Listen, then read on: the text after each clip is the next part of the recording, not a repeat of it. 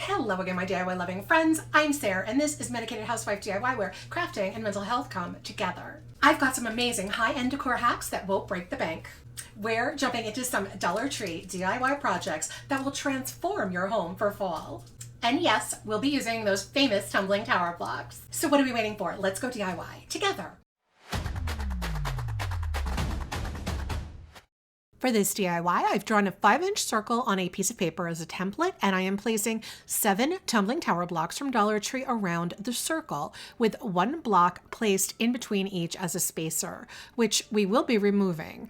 For this project, I'm using this Beacon 3-in-1 glue, which I will link for you below, but you can use the super glue wood glue from Dollar Tree to do this too. As you can see, I have the 7 blocks spaced out evenly around the circle. Next, I place a dab of glue on each end of that spacer block and place the spacer on top of the 2 blocks beneath it, centering it over the open space. I am going to repeat that with all of those spacer blocks until I have 2 rows of 7 blocks, as you can see right here.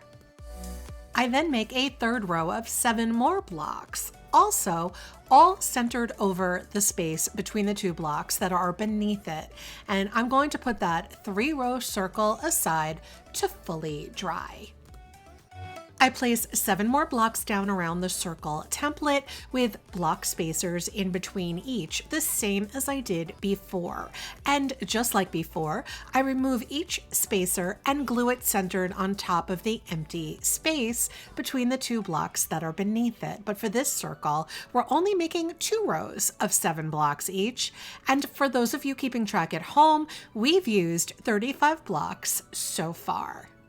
I take 14 more blocks and I'm going to glue them in sets of 2 that are glued end to end, leaving me with 7 sets of 2 blocks, bringing our total blocks used to 49 so far.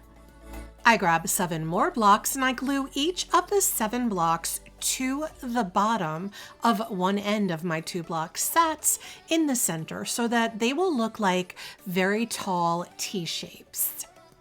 I take 7 more blocks and I glue them to the opposite end of my 7 T-shapes. So now I end up with 7 very wide H-shapes. And this brings my total to 63 blocks used for this entire project. I've got this 8-inch wood round, which I will link for you below, and using a mixture of water and some Faux art antique wax, which I'll also link for you below, I'm going to paint the entire 8-inch wood round on both sides as well as the edge of the wood round with the antique wax and water mixture, using a dry paper towel to rub off the excess wax. Next, I paint those 7 wide H's, or the 7 sets of 4 blocks, with the same wax and water mixture, starting on one side, then I paint the opposite side, and then all the edges after that. I'm going to do this for all 7 H shapes. I paint the 3-row wood block circle also using the wax and water mixture, starting on the inside of the circle, working my way to the outside of the circle, then all of the edges and the little nooks and crannies within the blocks. I paint that 2-row wood block circle the exact same way. Once the paint is dry, I place my 3-row circle on the bottom and I glue each of my wide H-shaped sets that are on their sides to the bottom circle, placing that bottom block of the H across and centered in the space between the 2 blocks of that 3rd row, as you see me do here. And hopefully that makes sense to you.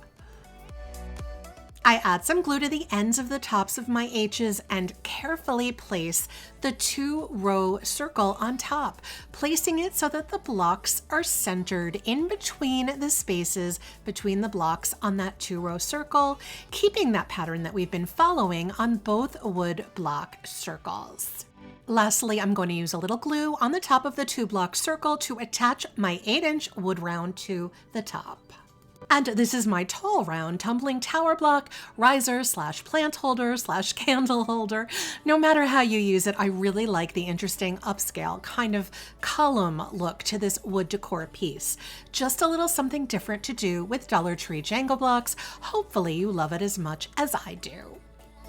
For this DIY, I've got this clear plastic garden dish as well as a small clear plastic bowl, both from Dollar Tree, and using some hot glue, I'm attaching the bottom of the small bowl to the bottom of the garden dish. I found some rolls of this plaster wrap in my stash, which I've had forever. This is like the stuff that they use to make a cast, you know, when you break your arm or something like that. I will link something similar for you below. I take a scissors and cut the roll of plaster wrap into strips that are just about 1 inch wide, doesn't have to be exact. I first cut through one whole roll and I ended up using a second roll of plaster wrap later on. So I used 2 rolls for this project. I have a bowl of plain water and dipping the strips into the water just like paper mache, I take the wet strip and cover over all the clear plastic of the 2 bowls. And this does take a while to do, but it's very easy and kind of relaxing. I do a combination of placing the strips up and down and across and some on a diagonal, just making sure that all of that clear plastic is totally covered. After the first layer has covered all the plastic, I did cut up a second roll of plaster wrap, used those strips to really build up the 2 bowls, giving them plenty of shape and texture, working in layers and just kind of eyeballing what areas needed more plaster wrap. This is not a perfect science. You really have to go with what feels right and gives you the look that you are trying to achieve. I gave the plaster bowl a full 24 hours to dry. Then I wanted to have a nice base coat of paint. I am using this apple barrel acrylic in beige, which I will link for you below. And first I used a makeup sponge dipped in water to sponge on the paint all over the bowl. I wanted the whole thing covered, and I did end up switching to a brush midway through to get better coverage. Once I painted the whole thing, I gave the painted bowl a little time to dry. I wanted the beige to have a darker accent color, so using some apple barrel paint in the color khaki, which I will link for you below, I used another damp makeup sponge and started to dab on the khaki color. I really didn't have a plan, I just kept painting until I was satisfied with the look. Next, I grabbed this folk art chalk paint in the color Castle, which I will link for you below, and using a piece of wet kitchen sponge this time, I dabbed on this light gray color. I liked the way the gray kind of muted out the yellow tone of the beige. Again, I did not have a plan. I'm just painting until I felt that it really just looked good. Lastly, I grabbed some folk art antique wax and a chip brush, and I very sparingly used the wax to really bring in some darker accents around the bowl. The combo of the beige, gray, and brown really helped give this bowl a very antique, rustic feel.